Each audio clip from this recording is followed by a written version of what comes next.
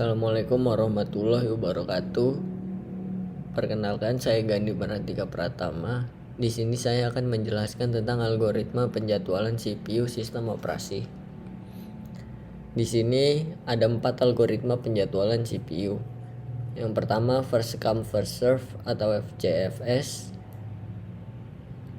shortest job first SJF, shortest remaining time first SRTF, dan yang terakhir ada round robin atau RR. Yang pertama, first come first serve. Proses yang datang pertama dilayani terlebih dahulu, tidak peduli apakah burst time-nya panjang atau pendek. Di sini ada contoh dari tabel. Nih bisa kita lihat di sini sudah ada Gantt chart-nya. Lalu di sini dimulai dari P1, masuk antrian di 0 karena dia memiliki arrival time 0. Lalu di 2 masuk P2 karena memiliki arrival time 2, dan P3 masuk di 3 mengikuti barisan karena memiliki arrival time 3. Di sini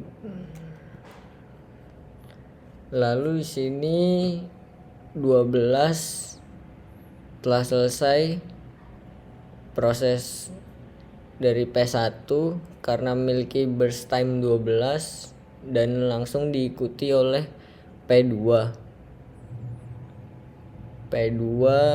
lanjut diproses hingga 20, lalu bisa dilanjutkan lagi ke P3 dan selesai P3. Waiting time P1 sama dengan 0 karena dia memiliki arrival time 0, jadi tidak ada waktu tunggu untuk P1. Di sini P2 12 kurang 2 karena dia bisa diproses di 12, dan minus 2 karena dia memiliki arrival time-nya 2. Seterusnya sama seperti yang lain, P3 juga bisa diproses di 20 minus 3 karena arrival time-nya 3. Ini dijumlah 27 per 3 sama dengan 9. Turnaround time-nya 12 dikurang 0, 12 untuk P1, P2 nya 20 dikurang 2 karena di sini P2 selesai prosesnya di 20 dikurang 2 karena rivalnya 2. Sama seperti P2, P3 juga begitu. 25 dikurang 3 karena arrival time sama dengan 22 dijumlah, lalu 4, jadi hasil akhirnya 42 per 3 sama dengan 14. Shortest job first. Jika proses yang datang memiliki arrival time yang sama, maka proses yang burst time-nya paling kecil dan pendek akan dilayani terlebih dahulu. Masih menggunakan tabel yang sama, di sini bisa kita lihat P1 masuk langsung diproses karena dia tidak memiliki arrival time. Lalu P2 masuk di kedua dan diikuti oleh P3 masuk di 3. Lalu setelah proses P1 selesai di angka 12, dilanjutkan dengan P3. Kenapa P3? Karena P3 memiliki burst time yang lebih kecil atau pendek. Jadi dilanjutkan dengan P3 terlebih dahulu.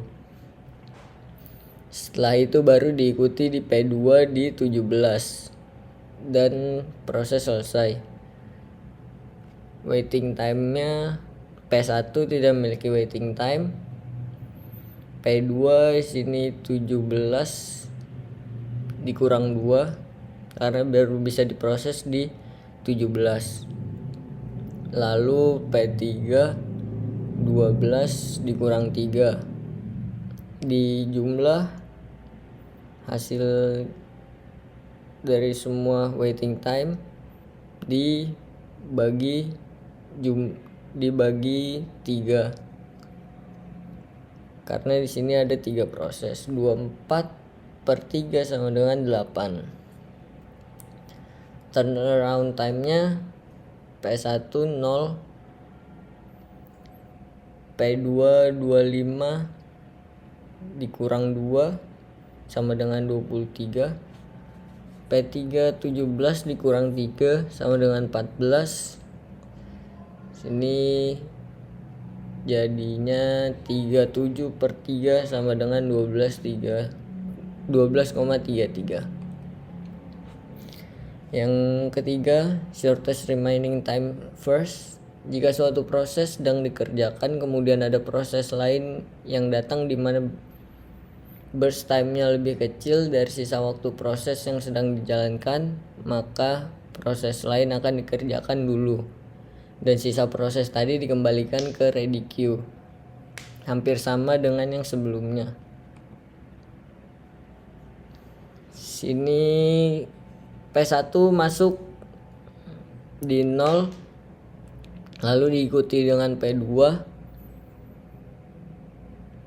di 2. Lalu di sini P1 proses langsung berjalan. Di sini P2 masuk bergantian prosesnya karena P2 memiliki burst time lebih kecil daripada P1 yang sedang berjalan prosesnya. Setelah itu masuk P3 dengan burst time yang lebih kecil lagi dari P2 dan P1. Jadi P3 akan didahulukan. Setelah itu P3 setelah selesai diikuti dengan burst time yang kecil yaitu P2. Setelah P2 selesai, P1 dilanjutkan dan proses selesai. Waiting time-nya di sini P1 0 karena arrival time-nya 0. Lalu 15 karena dia bisa diproses lagi di 15 setelah yang lainnya selesai.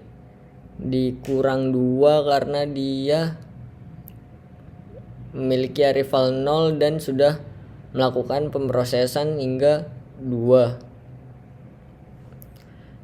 P2 8 dikurang 3 bisa dilihat. Lalu P3 3 dikurang 3 karena langsung selesai pemrosesannya. 18/3 sama dengan 6. Turnaround time-nya P1 25 karena dia selesai prosesnya hingga 25. Dikurang 0 karena arrival time-nya 0. Jadi 25. P2-nya 15 dikurang 2. Selesai di 15 dan arrival time-nya 2. P3 8 dikurang 3 sama dengan 5 dijumlah jadi 43/3 sama dengan 14,33. Dan di sini yang terakhir ada round robin. Round robin merupakan salah satu algoritma scheduling di mana algoritma ini akan menjalankan suatu proses dalam batas waktu tertentu dan apabila proses tersebut telah berjalan melewati batas waktu yang ditentukan, maka proses ini akan otomatis diberhentikan atau di-pause dan dimasukkan ke dalam antrian proses queue yang paling belakang. Kemudian algoritma ini akan lanjut menjalankan proses lain dari queue yang paling depan. Di sini ada tambahan kuantum, yaitu batas pemrosesan dimulai dari P1 masuk, arrival time-nya 0. Di sini ada kuantum time-nya jadi 12. Jadi dari 0 ke 4 dia berkurang 4. Itu dilanjutkan dengan P2. Dilanjutkan dengan P2 karena ada quantum time-nya 4. P2 diproses, setelah quantum time-nya habis dilanjutkan dengan P3. Lalu balik lagi ke P1 karena P3 quantum time habis, dilanjut ke P1 kembali lagi, dan setelah P1 kuantumnya habis dilanjutkan lagi ke P2 dan seterusnya hingga selesai. Waiting time-nya di sini P1 0 karena arrival time-nya 0, langsung masuk dan langsung diproses. Plus 4 dan plus 4 sama dengan 16. P2 4 plus 4 minus 2 karena dia memiliki arrival time 2 sama dengan 10. P3